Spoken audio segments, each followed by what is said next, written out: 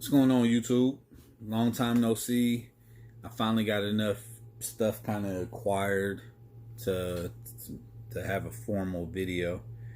I have opened a little bit of stuff off camera, thrown it in the collection, just kind of discarded it. Recently, I picked up Untold Tales of Spider-Man Omnibus. There was another one in there too. It was a smaller omnibus that came out around the same time. Today we'll go over some actual floppies that I picked up.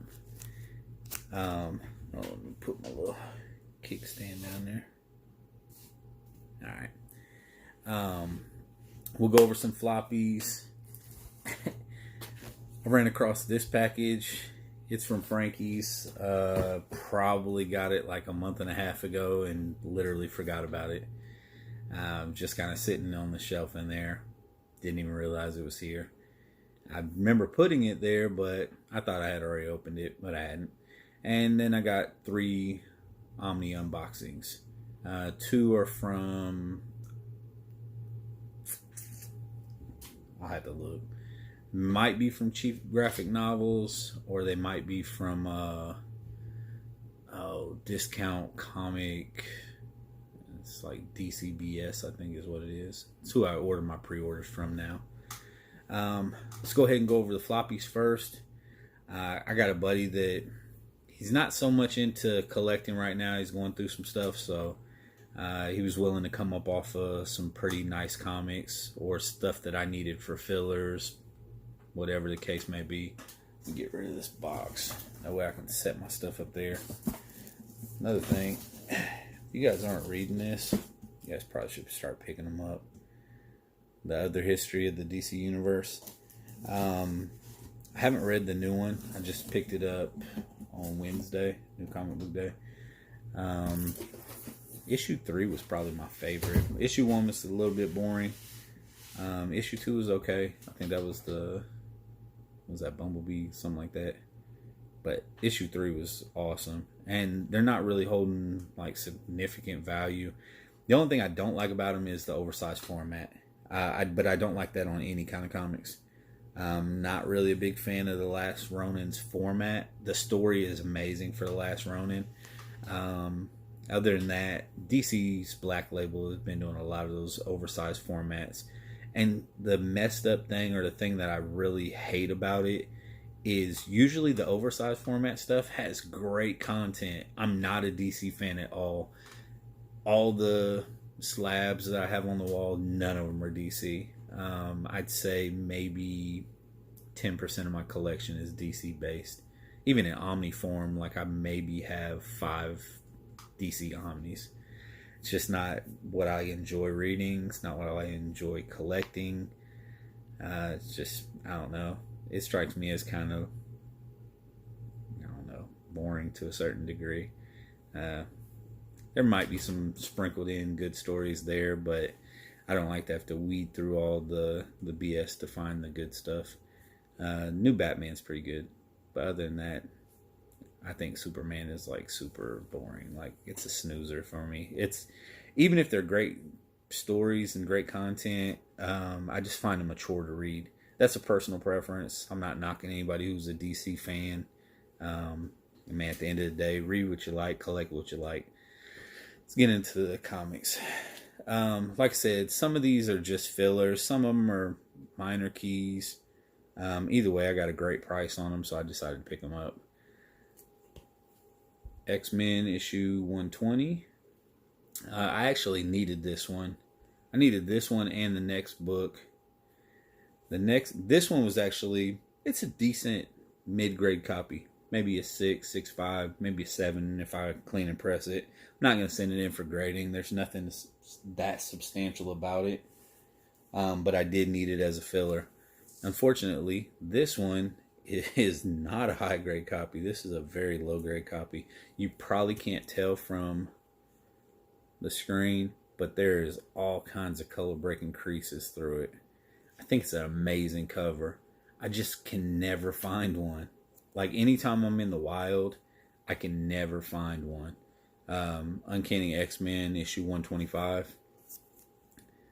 that cool Phoenix cover. What was this? Return of Phoenix? Yeah, Return of Phoenix. Pretty good storyline. You're getting into some of that Claremont stuff. Well, you're in the heart of the Claremont stuff. But it's one that I just can't seem to stumble upon in the wild. I can't even say that I've stumbled upon it overpriced. I just can't find one. So I picked that one up because I think he gave it to me for like $8. You know what I mean? It's kind of like, it'll be a placeholder for a while. This one is actually maybe in better shape than the one that I previously had. But I do have a copy of this one already. That cool Kitty Pryde cover. Which I don't think she was actually... What did they call her back then? Sprite? I don't know. But Uncanny X-Men 139. Awesome cover. I love those old X-Men covers, man. I'm still the way that I do my collecting, Amazing Spider-Man, I pretty much, if it's Amazing Spider-Man, I collect everything. As far as Web of Spider-Man, Sensational, some of that stuff I don't collect unless it's keys or if it's something nostalgic to me. Excuse me. But when it comes to X-Men, what my goal is to collect the Claremont run. Anything beyond that, I'll worry about at a later date. But that's the main focus of my X-Men collecting. Excuse me. Boy. I'm currently I've collected pretty much everything during the Hickman run now. I can't remember who was the writer on the last one before Hickman took over. But I collected all of those. But as far as going back and trying to hunt down some of the other stuff, I might get around to it. But the Claremont run is the run that I'm trying to collect right now. And I got Daredevil issue, I think this 184. Yeah, 184. Pristine condition. Like, this thing is gorgeous. I couldn't find anything wrong with it. I had to actually take it out of the bag. Like, holding it up to the light, there's no spine ticks or anything on this crazy bright yellow cover. Usually these yellow covers don't hold up that well. But that one is in amazing shape. And I thought this one was too. And then I realized that there actually is a nick on this corner. It's still holding on, but there is a nick on it. But it's 183. Other than that, though, it's pristine too. No spine ticks. Just gorgeous. It looks like it's never been read. But Daredevil 183.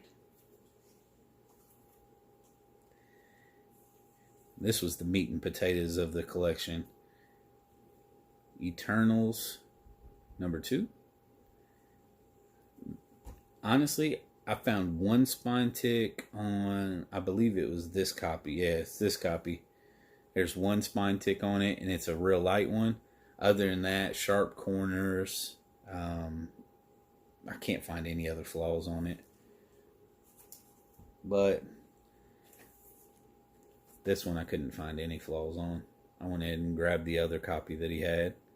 And it is pristine. Like, I can't find anything wrong with this book. And for it to be as old as it is, still in that great of shape, you don't really run across that too much. Thought this was a great one to pick up. Let's see about the condition. This is another one that would probably be in the high 9s. I'm not going to say it'd be like a 9.8, but it'd be up there. Marvel Premiere, number was this 47? Yeah, 47. With the astonishing Ant-Man. I want to say this was the first appearance of, I can't remember if it was Scott Lang and Cassie Lang or Cassie Lang, something like that. I can't remember. I know it's definitely one of the Lang first appearances. I get them kind of confused, but I think it's Scott. And it might have been his daughter, too. I can't really recall. This one's not super high grade, but I didn't give really anything for it. So I went ahead and picked up Vision and the Scarlet Witch, number 12. Get to have the twins in there. It definitely needs a cleaning and a pressing, but with that white cover, it does have some foxing all around, so it won't be getting sent in for grading or anything. But I thought it was nice because I didn't have one. Throw it in the collection. Shuri, #1. Modern comic. Once again, didn't give anything for it. Just wanted it in the collection. And also picked up issue 2. Both of them are near mint, but then again, they just came out, 2018 maybe? 2017, 19, somewhere around there. I think it's 18. Alpha Flight #1. It's a decent mid-grade copy. It's another one of those books that he didn't want anything for it. I wasn't willing to pay too much for it, but it was cool to kind of have it in the collection. When I picked it up, it definitely needs a cleaning and a pressing. And just because I'm a Spider-Man fan, he went ahead and threw in some freebies. Amazing Spider-Man #1. I can't remember what they call that. They do it all the time. It's like I don't know, costume something variant. I can't remember if this is from the 2014 or 15 series. And then he also threw in the Death of X variant for issue 15. It got a little bit of issues with it. But originally I told him I was going to buy them like 3 years ago. And then we kind of fell out of touch. He was like, "Man, you still want those books?" I was like, "Sure." I don't remember what books they were. But yeah, if I told you I was going to get them, I'll get them. He quit doing shows. So I just kind of, I don't know, life goes on. And come find out, he didn't want anything for him. He just kind of threw them to me. So that was really nice of him. I appreciate that. And hopefully he'll get back around to doing shows. He said that's the goal. So I wish him well on all his endeavors. And he starts doing shows, I might start watching again. I kind of got away from watching any of the Facebook group shows and buying stuff off of Facebook, just for the simple fact that I found myself more and more disappointed in the perception of the grade. It isn't necessarily that I felt like people were duping me or that I was getting cheated as much as, oh, that doesn't look good, as much as I think some of the grading is kind of, I don't know, it's a perception. That's all I can say. I mean, you're going to have people that look at something or to call something near mint, and it really could be near mint. Like, it might be a 9.6 or it might be a 9.4.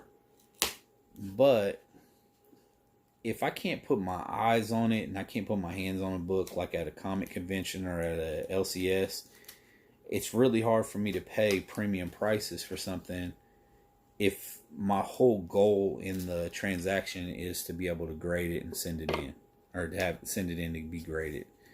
So it's kind of deterred me a lot from buying stuff off of Facebook groups, just for that simple fact.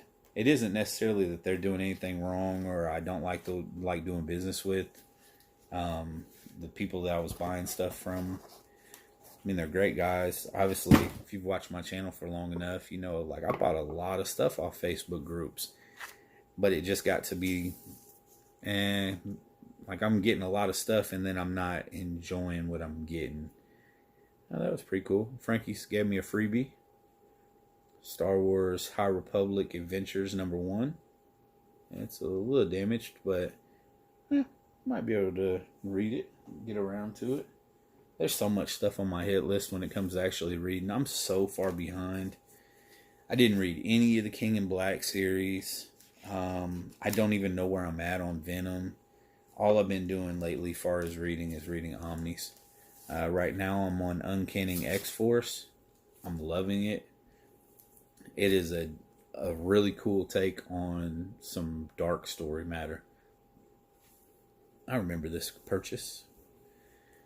Amazing Spider-Man #61 with the little homage cover, and then the Virgin variant. they stuffed it in there kind of funny, and it kind of gave it a weird bend, but I'm sure that'll press out. This one has that kind of curvature. This one has that kind of curvature. But I won't send them in anyways, so it's not a big deal. That'll be something that's just for the PC. Goes in a box and gets buried with the rest of the comics. Sometimes I really wonder what's wrong with me. Like, honestly, 90% of these comics will never get read.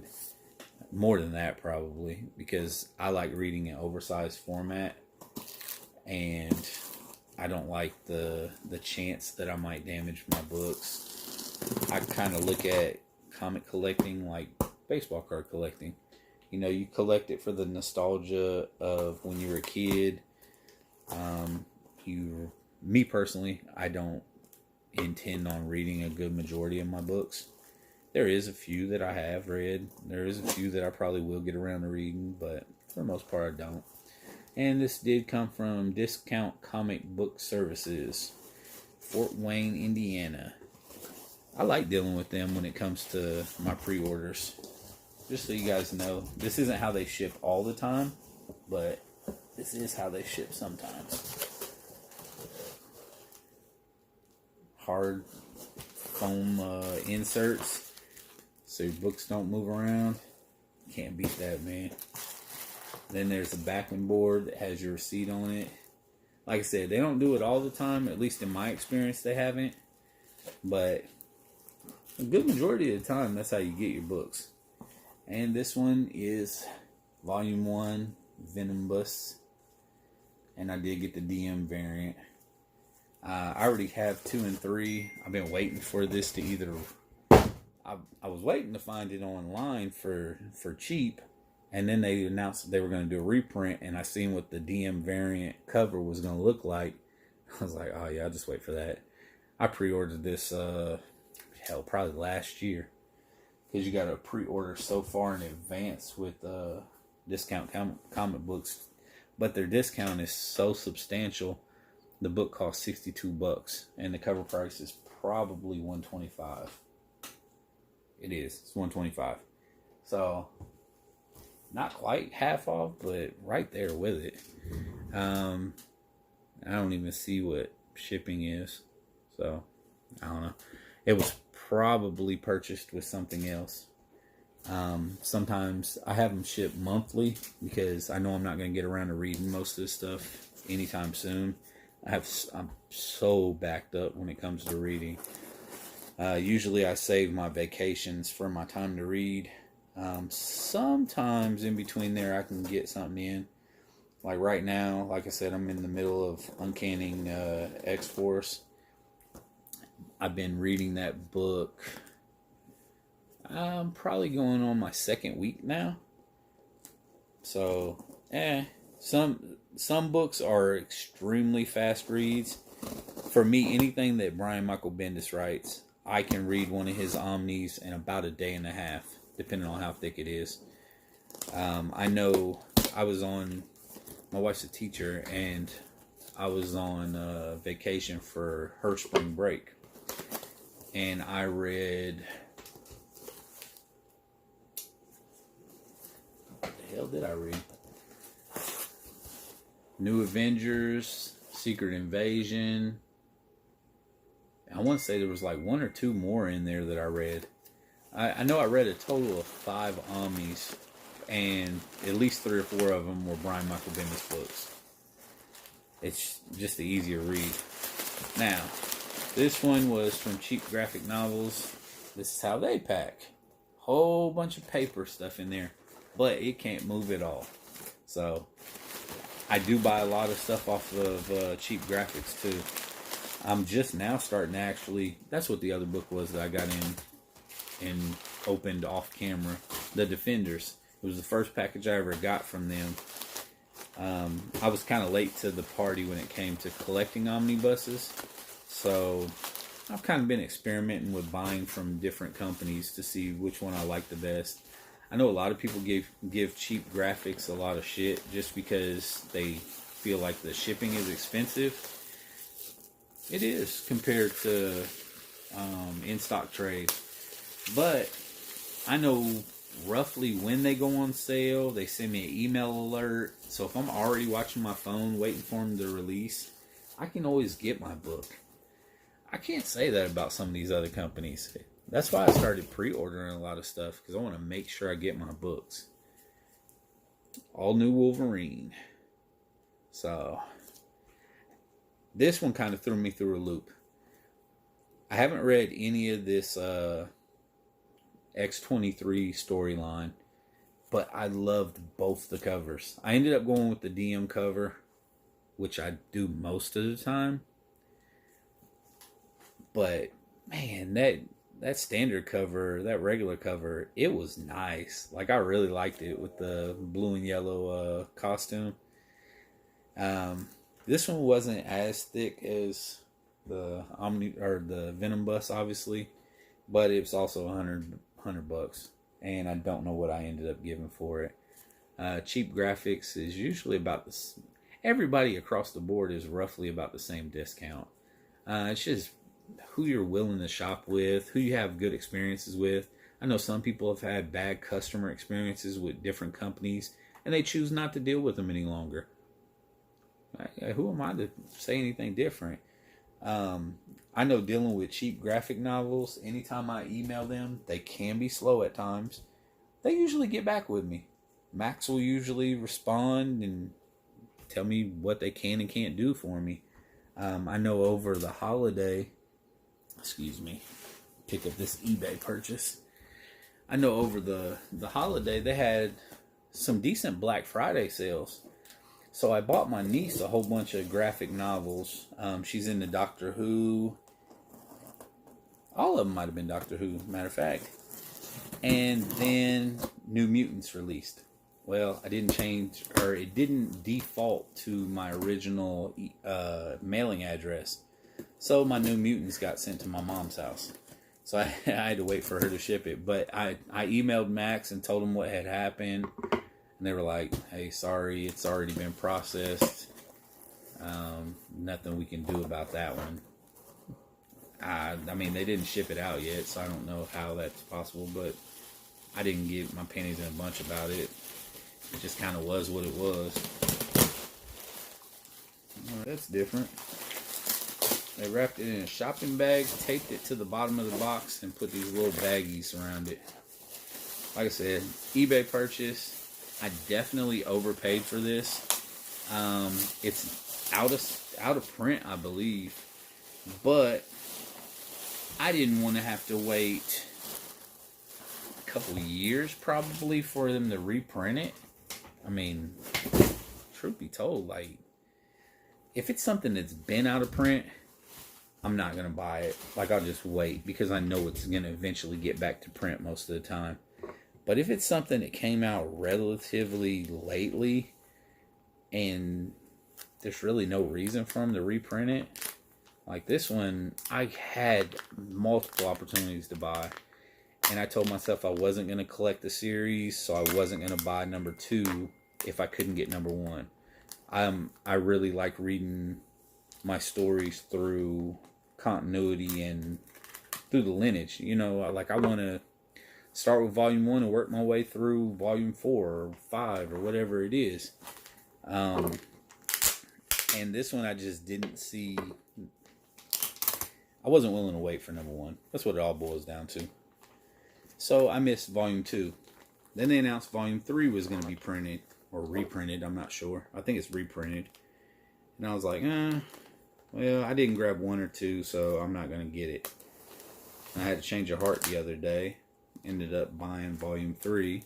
So then I had to go on the scour for volume 2 because they're reprinting volume 1. I might have to wait a while to get it, you know, first the next year. But, colossal bag they didn't put it in. Like, this is supposed to protect it anymore. So I went ahead and broke down and bought the DM cover variant for volume 2. And that is Peter David's Immortal Hulk. Or Incredible Hulk, I'm sorry. And I like the DM cover a whole lot better than I like the standard cover. And it collects a lot of stuff. Let's see. I know you guys probably can't even see that. Usually I go through and tell you everything, but the real reason why I bought it was Incredible Hulk 369 through 400. It does have some annuals 16 through 18 and X Factor 76 and material from the Marvel Holiday Special 1991. But like I said, I should be getting Volume 3. I ordered it from Cheap Graphic Novels, so it won't be here for another week and a half probably. Maybe a little bit longer. And then, like I said, Volume 1 doesn't reprint until, I think it's the first of the year. It's either that or it's later on in this year. But that's the haul, guys. Sorry it took so long to make another video. Haven't really, I keep my pull boxes open, so I've been buying stuff. I just haven't really been buying stuff to unbox or show you guys. Not one of those content creators that really likes to show you everything I pull or all the cool ratio variants that I get. I did pick up some cool Something's Killing the Children ratio variants this week in the one per store, but it's in the box somewhere. I'm not going to dig for it. But that's the video for you guys. Hope you enjoyed. Thanks for watching. If you haven't already, hit that subscribe button. If you like the video, hit me with a like. If you don't mind, in the comments, tell me what you guys are reading right now. If you've read Uncanny X-Force, tell me what you thought of it. So far, I'm loving it. I'm not super familiar with Phantom X because I haven't read the all new X-Men, or I could picture the book cover, but I haven't read it where they introduced this character, so I'm kind of lost on him. It's kind of like a fake Daredevil with some kind of, I don't know. I realize that he comes from the Weapon X program, but that's about all I've grasped so far. Other than that, I'm familiar with the other characters. But tell me what you guys are reading down in the comments below. Thanks for watching. Peace.